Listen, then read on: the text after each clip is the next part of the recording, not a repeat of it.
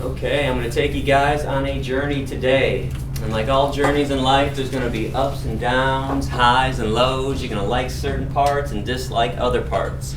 In other words, you will love me and hate me today all at once. But if you listen with an open mind, I promise at the end of the speech, the love will outweigh the hate. The first 30 minutes will be very intense. I'm going to make you feel angry, frustrated, and guilty. Fortunately, the last 15 minutes will be like a comedy roast, so we're going to laugh and giggle. You guys are getting roasted, by the way. So I am going to speak for around 45 minutes, and then we'll do a Q&A session after, so hold your questions until the end. Right now, I want you to think about how you would feel if the moment you were born, someone else had already planned the day of your execution. Because that's what it's like to be a cow. A pig, a chicken, or a turkey on this planet. They're not born free, they're born to be murdered, even though freedom is supposed to be a birthright, a God-given right. I mean, no God would be a slave master, a torturer, and a killer of his animals, his babies. If he was, then he wouldn't be God. He'd be the devil. If that statement shocks you or brings up feelings of animosity towards me, the problem isn't with me and what I've just said. The problem is that humans have victimized animals to such a degree that they aren't even considered victims. They aren't even considered at all. They're nothing. They don't count. They don't matter. They're commodities like TV sets and cell phones. We've actually turned animals into inanimate objects, sandwiches and shoes. It is the greatest magic trick ever performed, the animation switch. And besides the money made from selling their flesh and skin and the things that come out of their bodies, there's not even decent value on them as inanimate objects. The American flag, for example, which is nothing but a piece of fabric. The Bible, which is nothing but a book comprised of ink and paper, stir up more emotions than the murder of animals. If there were a barbecue near campus today, and people were cooking up steaks and hamburgers, man, there'd be a party. People would actually celebrate the cow who was killed, the person who killed the cow, and the chef that seasoned her dead body. But if someone poured gasoline on the flag or a Bible, struck a match and set it on fire, Lord have mercy. There'd be an angry mob ready to kill somebody. These lifeless, inanimate objects, the flag and the Bible, are more sacred than animals, living, feeling, breathing beings. Animals are victims, the most oppressed ever. And if you're having a tough time grasping this fact, maybe it's because the only time you ever come into contact with cows and chickens and turkeys is when they're cut up and cooked on your dinner table. So, good afternoon, everybody. My name is Gary Yourofsky. I'm a vegan animal liberation activist. I'm not a politician and I'm not a salesperson. That means I got no lies to tell you and no books and no DVDs to sell you. Before I continue, I want to define the word vegan for everybody, V-E-G-A-N. Vegans, just like vegetarians, do not consume the meat of any land or marine animal. Vegans, however, unlike vegetarians, also refrain from eating cheese, milk, eggs, honey, any animal product whatsoever. We also don't wear animal skin. No fur, leather, wool, silk, or down. I want to let you know that I was not raised vegan. I ate meat, cheese, milk, and eggs for around 25 years.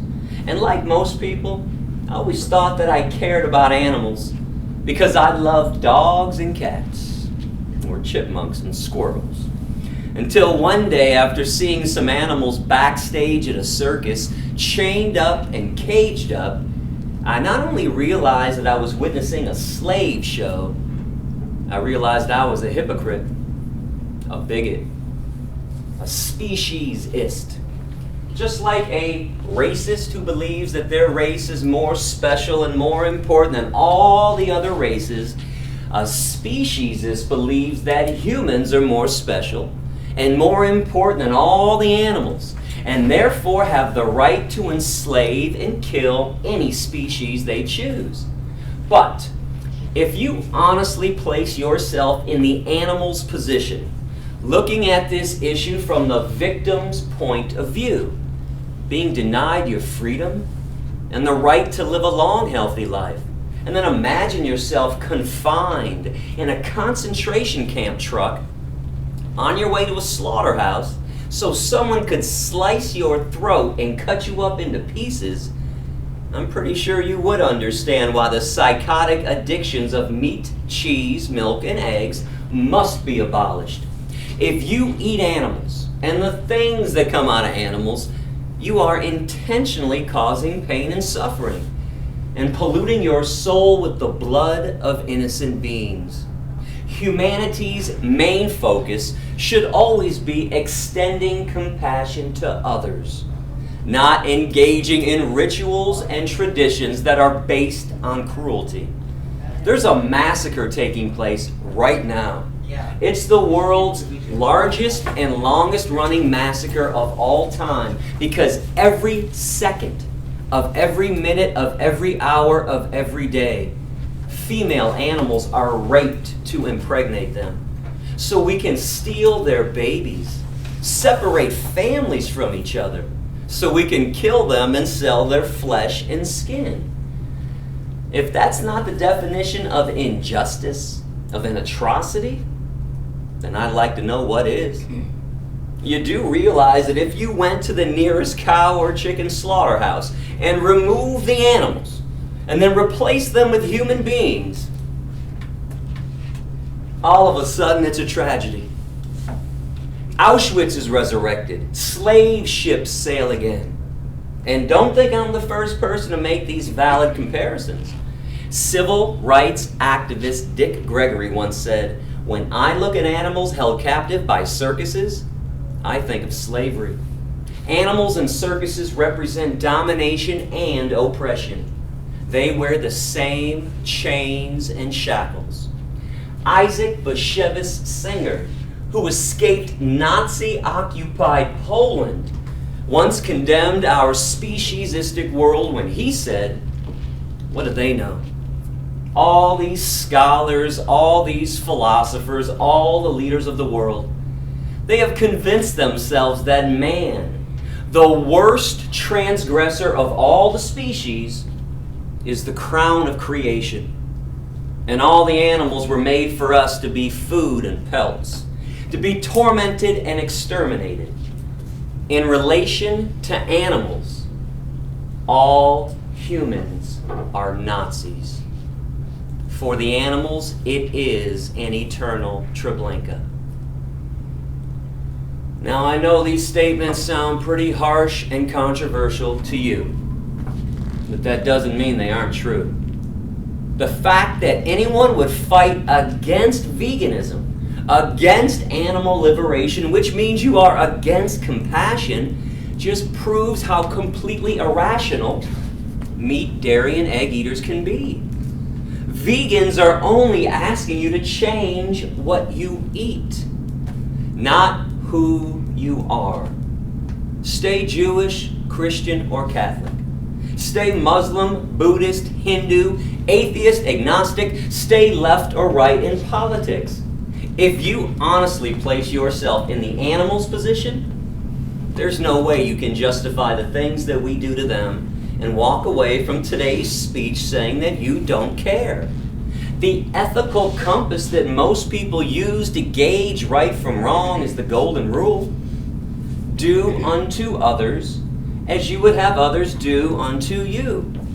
Since no one in this room wants to be treated the way we treat cows and pigs and chickens and turkeys and fish, There's no need to search for an excuse today not to be vegan. 60 billion land animals, 90 billion marine animals are killed every year on this planet for a sandwich, for addictions of greed and gluttony. What kind of society justifies mass murder? Stop thinking that animals aren't victims because they aren't human. It's the mindset of the victimizer that's wrong, and this is what needs to be examined and corrected because it never changes no matter who the victim is. Have you noticed it always goes something like this? No, you don't count. No, you don't matter. No, I'm more important than you. No, I laugh at the suffering I inflict on you. I'll kill you and your family whenever I want, however I want. Prove to me why I should be kind to you. It is not your right to deny someone else their freedom and their rights, so you can harm them, enslave them, and kill them. That's not what rights are about. That's injustice. There is no counter-argument to veganism. Accept it. You can't be right all the time. Apologize for the way you've been living, make amends, and evolve. Move forward. Now, all throughout history, there's a pretty good reason why most people, most good people, have always been on the wrong side of what's right. And that's because the truth has never been accepted overnight. It always has to pass through 3 stages. First, it is mocked and ridiculed. Yeah, people always make fun of something they don't understand, especially when it involves being kind to someone else. Second stage, denial and violent opposition. People refuse to believe there's an atrocity taking place, and they fight tooth and nail to keep the status quo as is. Third stage, acceptance. There is no longer need to explain it because we all get it. Now, unfortunately, it usually takes hundreds, sometimes thousands of years for the truth to pass through these stages. I'm going to try and do it today in around 45 minutes. And in order for the truth to be accepted and understood, we do have to witness the atrocities. The 5.5-minute video we're about to watch, that footage was taken throughout America, Britain, and Israel. And if you feel the need to turn away or close your eyes during this video, you should probably ask yourself a question. If it's not good enough for my eyes, then why is it good enough for my stomach? And before I press play, I have to say something about all this humane meat, humane milk, humane eggs bullshit that's going on in our society right now. That stuff does not exist under any circumstances whatsoever. Even when animals reside in cage-free, free-range, grass-fed, local, organic, antibiotic-free facilities. By definition alone, slavery and slaughter are radically cruel and can never be humane. So don't be so gullible with slick marketing ads that want to convince you that animals enjoy being on the menu. As if they're all saying, hey, stab me! Yeah, kill me! Sure, take everything from me. Because that's why I'm here. Just for you. And if for some reason my aforesaid words in this video we're about to watch aren't proof enough of the terrorism claims that I am hurling at the meat, dairy, and egg industries, maybe the dismembered bodies of 150 billion animals annually could count as proof.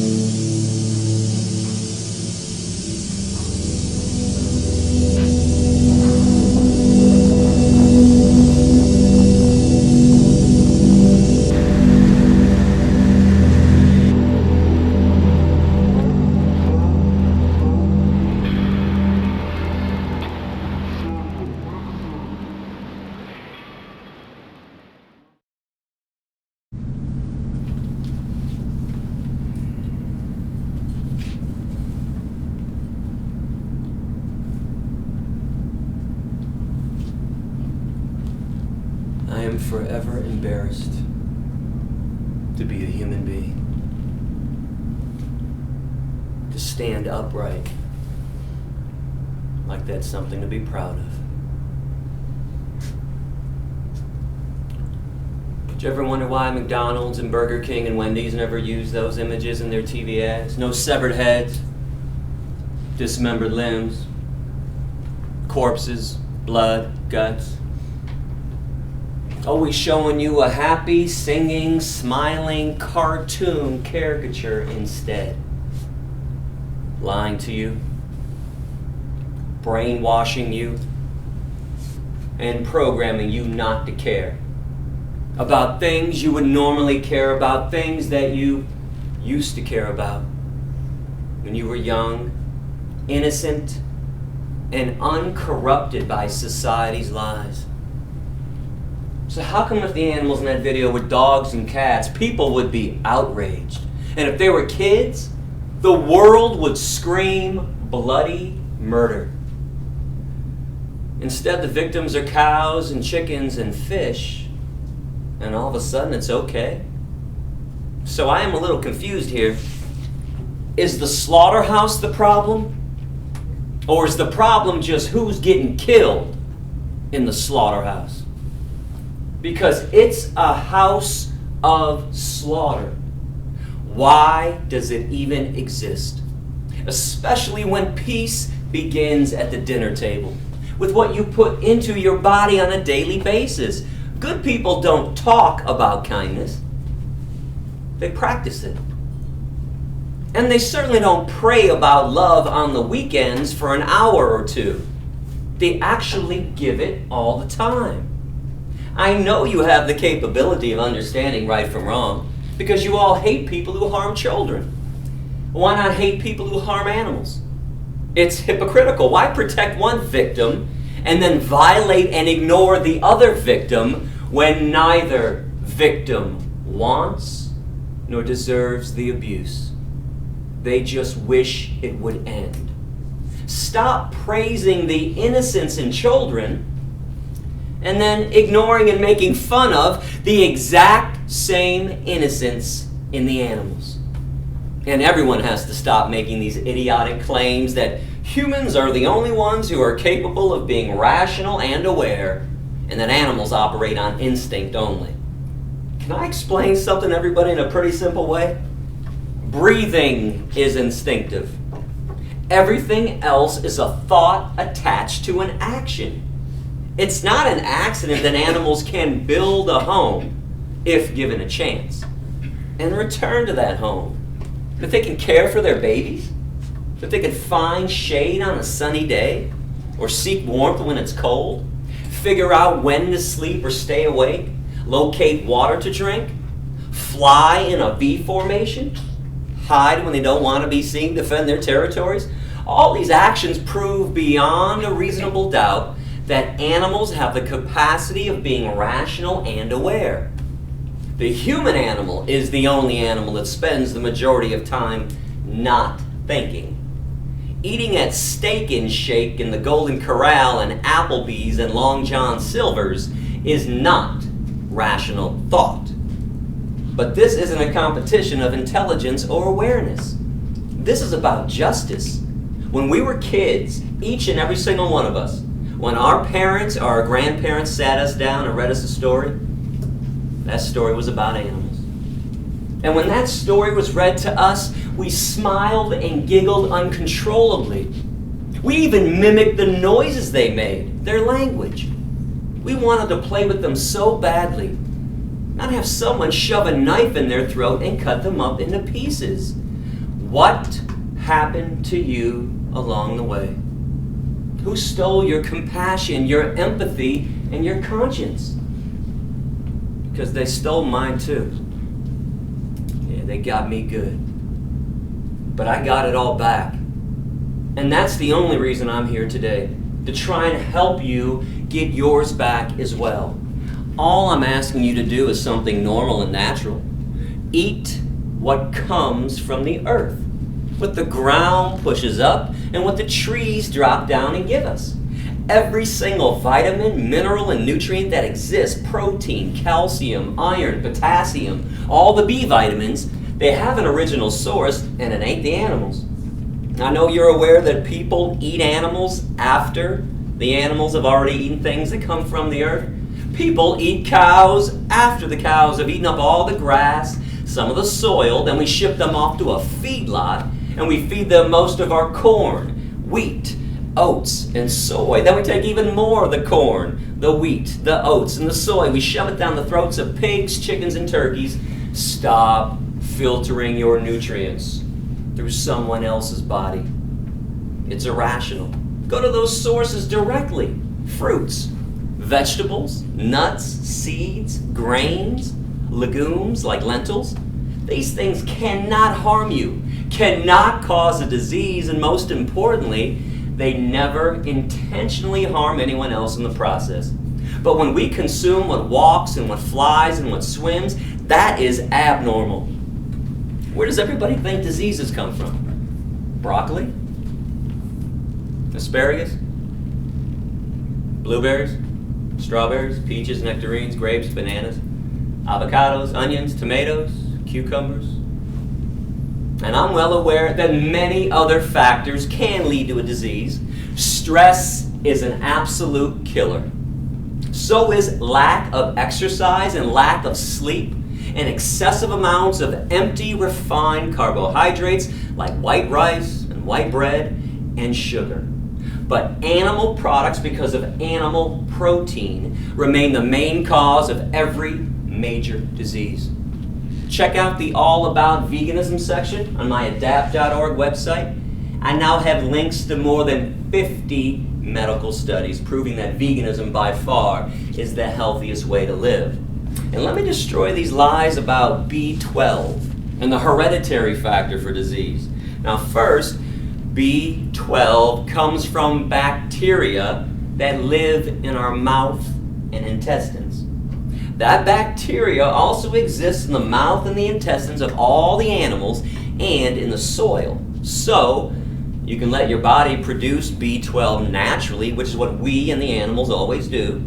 Or you can eat some unwashed organic vegetables once in a while with some dirt still on them, like carrots and celery, and get all the B12 you will ever need. If you check out the vitamin section on my website, I have links to 3 essays written by doctors, including John McDougall, one of the world's top medical professionals, who states that vegans have a less than 1 in a million chance of ever developing a disease from a B12 deficiency.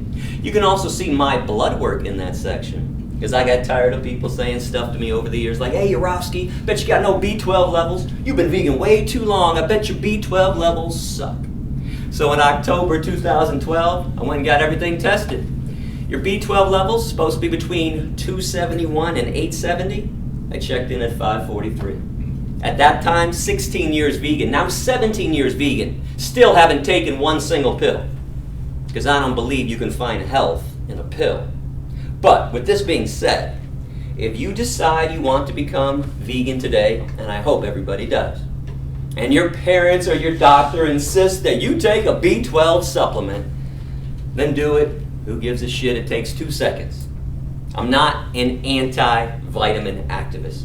I'm an anti-cruelty to animals activist. I'm just trying to give you some good information so you can save yourself $25 on a bottle of pills that you don't even need.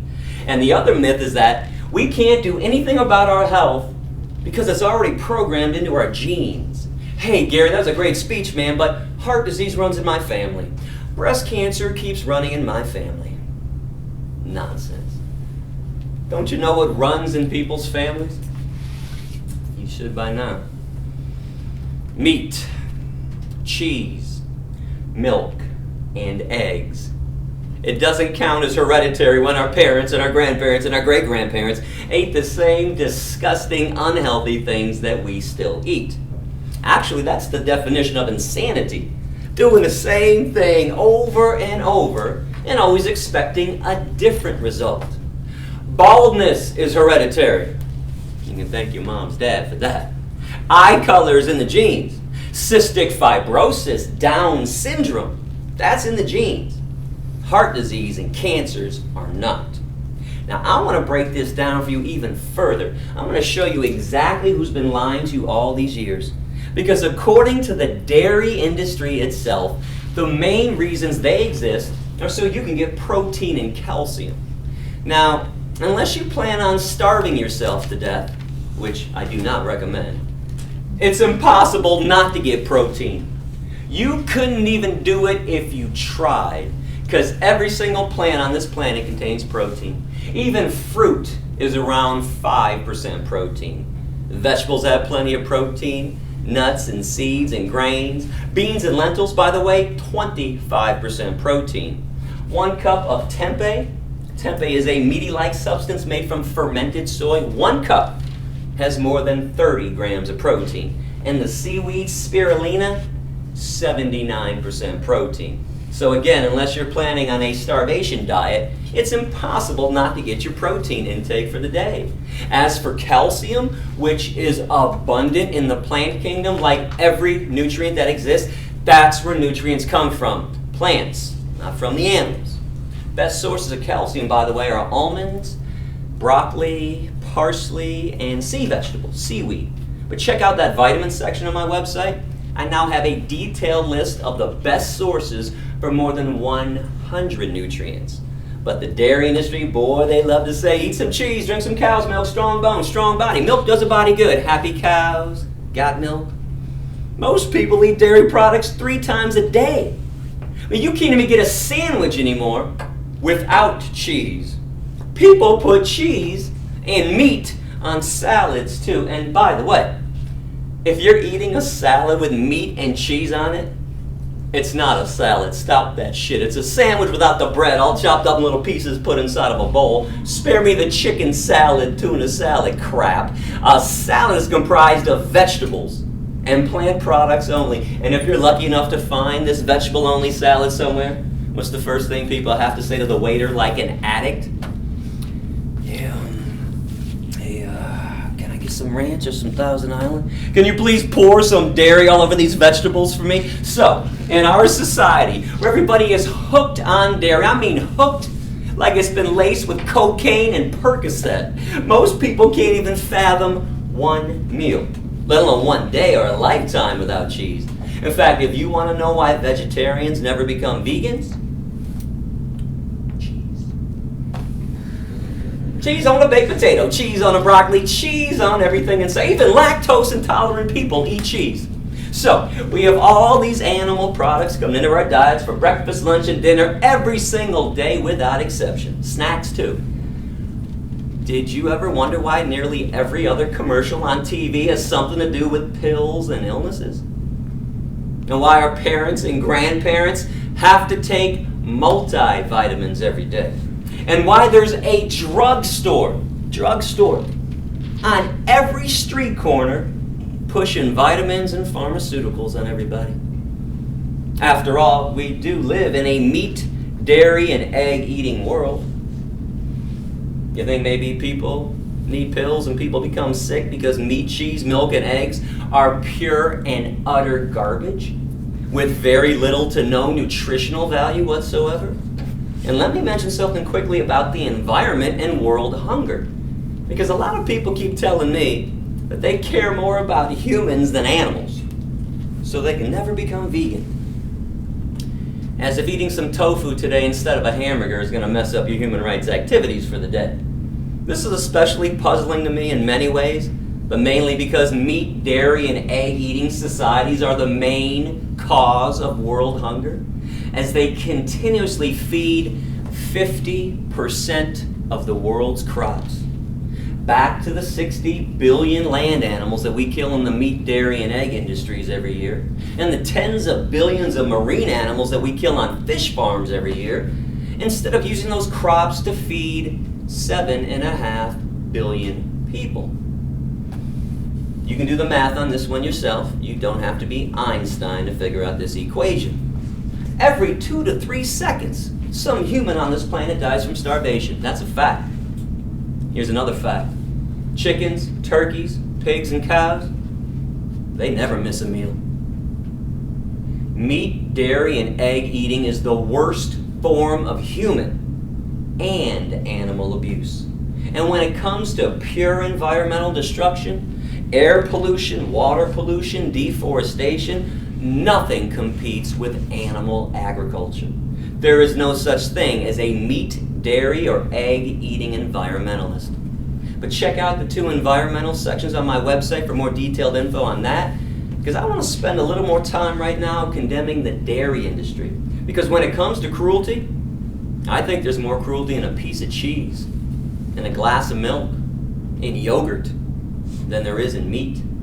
First of all, most hamburger meat comes from the dairy industry. When cows can't produce huge amounts of milk after 3 to 7 years, slaughterhouse. If given a chance, God forbid, cows can live to be 18 to 25. And cows are like all female mammals. And listen, I don't mean to be speaking down anybody if that's how you're taking this. It's just that when I'm talking to addicts about their addictions, addicts have a tendency to become irrational and illogical. I know you understand this concept. You just never think about it when it comes to the animals. Female mammals can only produce and give milk during or after pregnancy. So once a year, every cow in every dairy farm is raped to impregnate her. Long steel device shoved in her vagina to inject her with bull semen. And sometimes they just use a bare hand to do it. Got to get that milk flow going somehow. And later on, after she gives birth, her newborn baby is stolen away. A couple months later, they repeat the process all over again. One of the worst screams I have ever heard. And I've heard them all firsthand. I've been to slaughterhouses, vivisection labs, behind the scenes of every circus and rodeo that ever passed through Michigan. One of the worst screams I've ever heard, stealing newborn babies from their mothers. And why would they steal newborn babies from their moms? Well, the dairy industry can't have calves sucking up all that milk that was meant for them, when they'd rather sell it to you instead. Every time you have dairy, some calf does not. And mother cows make milk for one reason, for their babies. Case closed forever. No debate, no discussion, the jury is in. They certainly don't make milk for baby elephants and baby orangutans and baby hedgehogs, baby rabbits, baby rats, baby humans, adolescent humans, or adult humans. This body of ours has absolutely no need for cow milk, like it has absolutely no need for giraffe milk, and zebra milk, and rhinoceros milk, and hippopotamus milk, camel milk, goat milk, horse milk, pig milk, dog milk, or cat milk. The only milk that we ever need comes from our own mother, our species. That's it. And after the first few years of life, we never need one drop of milk ever again. But if you want to include some kind of milk in your diet like I do, it is finally time for some good news, because I can see it on some of your faces. I can sense it in the room. You're like, damn, did you drive all the way from Michigan to New York to verbally abuse us? Lighten up, man. Actually, I came here today to show you what you've been missing, because everyone's got those blinders on nice and tightly. Everything you like to eat and drink, the taste, the smell, and the texture, we got a vegan version for you. It's been veganized. There's soy milk, rice milk, almond milk, hemp milk, coconut milk, oat milk, hazelnut milk, sunflower milk, and flax milk. You can mimic the taste and texture of meat with tofu and tempeh and seitan. Plus we got all those vegan meats made from plant products, not from chemicals. What about ethnic food? Middle Eastern food, falafel, tabbouleh, hummus, majedra, lentil soup. Asian food, stir-fried vegetables and tofu. Just remember, when ordering Asian dishes, always order those dishes without fish sauce added to it. Indian food, aloo gobi. It's cauliflower, potatoes, and curry. It's delicious. Chana masala, chickpeas, and tomatoes. Mexican food, rice and beans and guacamole. Italian food, pasta, spaghetti, and pizzas without cheese, unless you got a cool place in town, and New York has many that have vegan cheese on the menu, Ethiopian food, split peas and lentils. Check out my website for tips on what to eat and where to eat. I have a restaurant section, I have a recipe section, I have a veg shopping guide, and an athlete section too. And don't think I don't watch your faces when I'm up here. That's what I do when I'm preaching. I'm watching all your expressions. How come when I talk about tofu and pizzas without cheese, boy, catch a couple people in every classroom, start to wrinkle up their noses a little, eyes get a little wide and bulging, start glancing around the room at your friends like, tofu, is this guy crazy? Tempeh must be out of his mind. What the hell is seitan? Seitan, by the way, not Satan, seitan.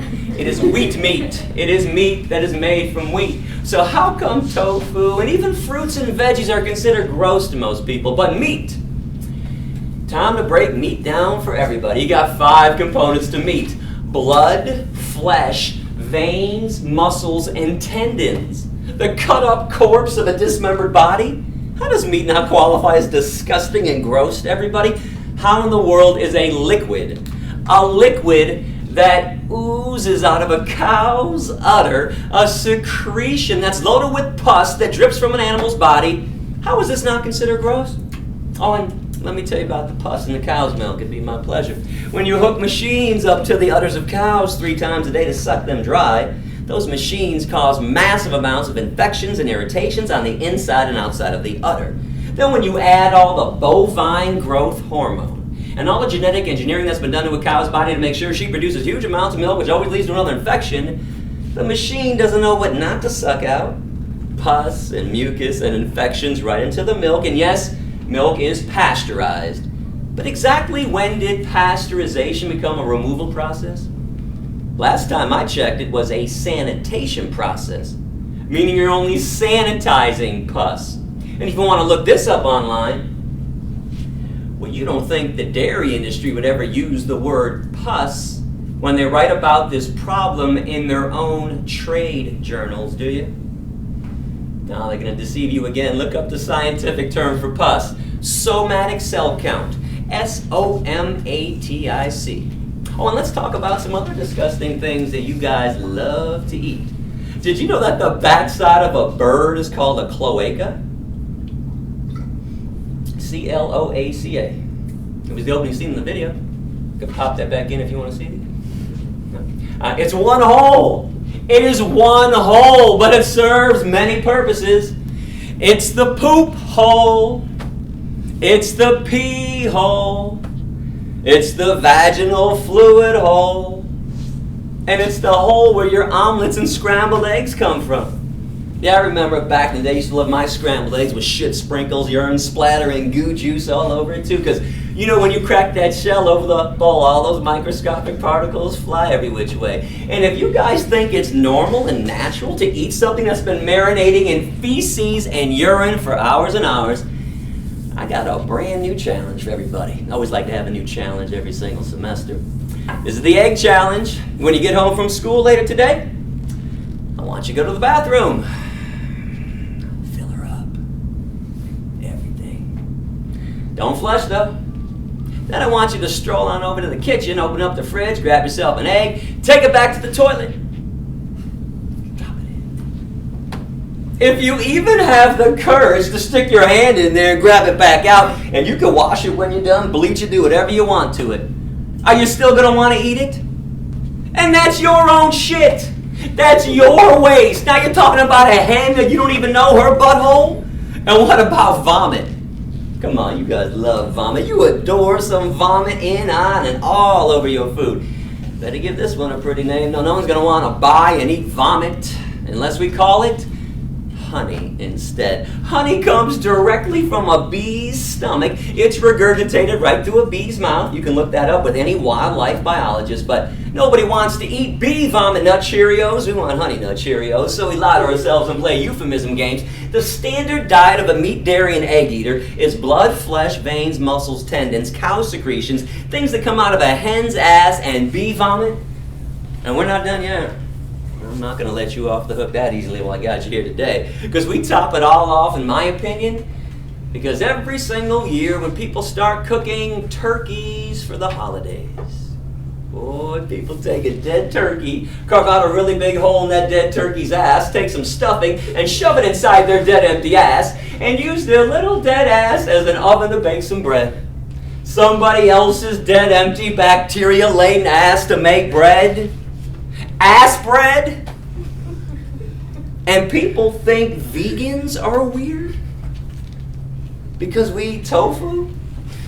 I tell people one of my favorite meals nowadays, yams and barley. Hook me up with some yams and barley for breakfast, lunch, or dinner, and I'm a happy guy. I know how most people are, though. I tell them this, and they're like, what? You just eat vegetables and grains for dinner? Yeah, I don't know, man. That's kind of weird. Okay. But somebody else's rib cage sitting on your plate, that's not weird?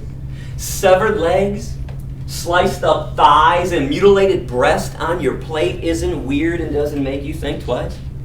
Is bestiality weird to anybody? Doing sexual things with animals?